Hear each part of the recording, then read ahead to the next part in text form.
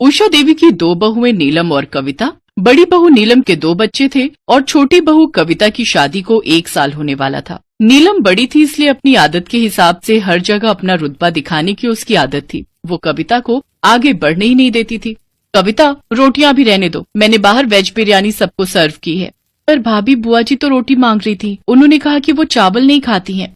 मैंने कहा ना अभी रुक जाओ, रोटियां जरूरत होगी तो बना लेंगे। भाई दूज का त्योहार था, घर में सब मेहमान आए हुए थे, इसलिए उषा देवी की दोनों बहुएं रसोई में दोपहर का खाना बना रही थी। नीलम ने वेजिटेबल बिरयानी बनाई थी और वो सबके सामने अपनी उसी बिरयानी के गुण गा रही थी, जैसे कि अपने मुंह में या मिट्ठू बनने वाली बात हो। बुआ जी, थोड़ी और बिरयानी लीजिए ना, मुझे लगता है आपको बिरयानी पसंद नहीं आई। नहीं नहीं बहू, तुम्हारे हाथ का खाना तो मुझे बहुत पसंद है, बहुत ही स्वादिष्ट खाना बनाती हो तुम, पर मैं ज्यादा चावल नहीं खाती हूँ। रुको ननद जी, मैं अभी रोटी मंगवाती हूँ। कविता बहू, क्या हुआ, रोटी बनी नहीं क्या अभी तक? मैं खुद ही देख कर आती हूँ। उषा देवी रसोई में जाती है तो कविता रसोई में रोटी बनाने की जगह मीठी सेवई बना रही थी। उषा देवी को गुस्सा आ गया और उन्होंने कविता की डांट लगा दी। क्या बात है कविता बहू, इतनी देर से बुआ जी रोटी का इंतजार कर रही है और तुम यहाँ सेवई बना रही हो। अरे पहले उन्हें रोटी तो पूरी खिला लेती, तुम्हें पता है कि वो चावल कम खाती हैं और मैंने तुम्हें स्पेशली यहाँ रोटी बनाने के लिए भेजा था। माँ जी, वो नीलम भाभी ने मुझे। कविता, तुम रहने दो, मैं रोटियां सेक देती हूँ। माँ जी आप बाहर जाओ, मैं जल्दी जल्दी रोटी सेक कर लाती हूँ। पहली बार कविता को एहसास हुआ कि नीलम उसके साथ सही नहीं कर रही है। उस दिन उसने ठान लिया कि वो देवरानी है तो क्या हुआ, पर इस तरह से जेठानी का गलत व्यवहार भी तो वो सहन नहीं कर सकती ना। अब वो चौकन्ना रहने लगी। जब भी नीलम अपने आप को आगे करती तो कविता भी पीछे नहीं हटती, पर वो इस बात का जरूर ध्यान रखती थी कि नीलम उसकी जेठानी है तो उसका मान सम्मान भी बना रहे। एक दिन उषा देवी की बहन और बेटी उन सबके साथ बाजार गई। उषा देवी की बहन की लड़की किरण की शादी थी तो वो सब उसी की शादी की शॉपिंग के लिए गई हुई थी। मौसी जी, ये लहंगा किरण पर बहुत अच्छा लगेगा। क्यों किरण?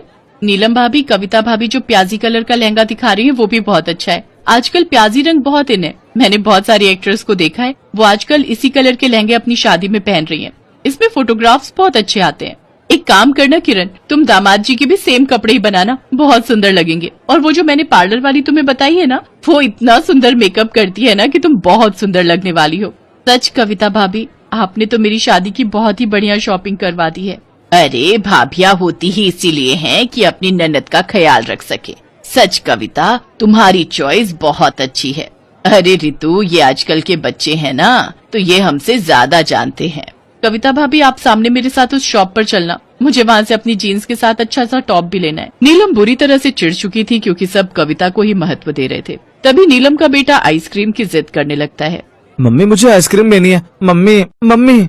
नहीं लेनी आइसक्रीम, मैंने कहा नहीं लेनी। क्या बात है बहू, बिट्टू को क्यों मार रही हो, किस बात का गुस्सा है? पता नहीं रितु, इसे आजकल क्या होता जा रहा है, जब देखो गुस्से में भरी रहती है। बहू थोड़ा लिहाज करो, ये बाजार है, हम किसी की दुकान पर बैठे हैं।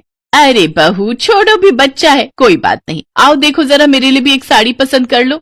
लाओ, गुड़िया को मेरी गोदी में दे दो। नीलम गुड़िया को अपनी सास की गोदी में दे देती है। वो लोग साड़ी देखने लगते हैं। कुछ देर बाद जब कविता किरण के साथ वापस लौटती है तो उस समय सबका ध्यान बिट्टू की तरफ जाता है। बिट्टू वहाँ नहीं था। बिट्टू, बिट्टू कहाँ गया? बिट्टू, कविता, किरण, तुम दोनों ने बिट्टू को देखा दुकान से बाहर कहीं जाते हुए? नहीं भाभी, दुकान के बाहर तो हमें बिट्टू कहीं नहीं दिखा। रुको मैं देखती हूँ, क्या पता बाहर खड़ा हुआ हो। सब लोग बिट्टू को ढूंढने लगते हैं पर बिट्टू कहीं भी दिखाई नहीं देता। नीलम के साथ साथ सबका रो रो कर बुरा हाल था। तभी कविता के मोबाइल पर एक अननोन नंबर से फोन आता है। हेलो, कौन? चाची, मैं बोल रहा हूँ। बिट्टू, चाची मैं अंकल के साथ खड़ा हूँ। अंकल के साथ? बेटा अंकल को फोन दो। जी, आपका भतीजा मेरे पास ही खड़ा है, वो बिल्कुल सेफ है, आप इस जगह पहुँच जाइए। सब लोग घबराकर उस जगह पर पहुँचते हैं जहाँ बिट्टू उस आदमी के साथ खड़ा था। बिट्टू, मेरा बच्चा, तू ठीक तो है ना? हाँ मम्मी, मैं बिल्कुल ठीक हूँ। वो एक चोर अंकल मुझे आइसक्रीम दिलाने ले जा रहे थे, मैं उनके साथ जा रहा था, तभी इन अंकल ने मुझे रोक लिया और उसकी खूब पिटाई की, वो यहाँ से भाग गया। जी, आपका बेटा बिट्टू बिल्कुल ठीक है, वो बदमाश भाग गया, वो तो मेरी नजर पड़ गई और मैंने उसे पकड़ लिया। आपका बेटा बहुत समझदार है, इसे बाकी फोन नंबर तो याद नहीं थे पर अपनी चाची का नंबर याद था, इसलिए मैंने तुरंत इनके नंबर पर फोन मिलाया। आपका बहुत बहुत शुक्रिया बेटा। सब लोग बिट्टू को लेकर घर आ जाते हैं।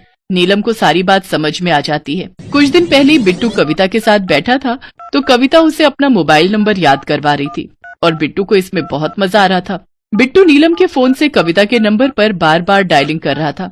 मजाक मजाक में ही सही पर बिट्टू को इसी बहाने अपनी चाची कविता का नंबर याद हो गया था।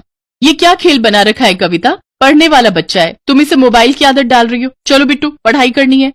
नीलम को सब कुछ याद आ जाता है और वो बहुत शर्मिंदा होती है। उसकी आंखों में आंसू थे। आई एम सॉरी कविता, मुझे माफ कर दो, मैंने तुम्हें समझने में बहुत बड़ी गलती की। तुम सचमुच सबका कितना ख्याल रखती हो। भाभी, आप सबका ख्याल रखना तो मेरा फर्ज है, और आप सब भी तो कितने अच्छे हो, मेरी इतनी केयर करते हो। मम्मी भूख लगी है बहुत जोरों की।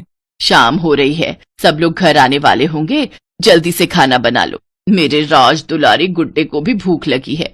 भाभी, मैं सोच रही थी आप जल्दी से दाल चावल रेडी कर लो, मैं गरम गरम रोटी सेक लेती हूँ, फिर हम सब मिलकर आज एक साथ खाना खाएंगे। मौसी जी, किरण, आप सब भी खाना खाकर ही जाना।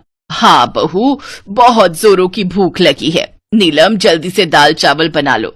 और कविता, एक काम कर बहू, रोटी के साथ साथ ना वो जो तूने लाल मिर्च का अचार डाला है ना, वो जरूर खिलाना, वो बहुत ही टेस्टी बनाया है तुमने।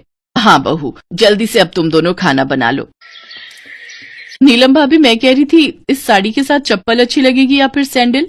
इसके साथ तो हील वाली चप्पल ही अच्छी लगेगी।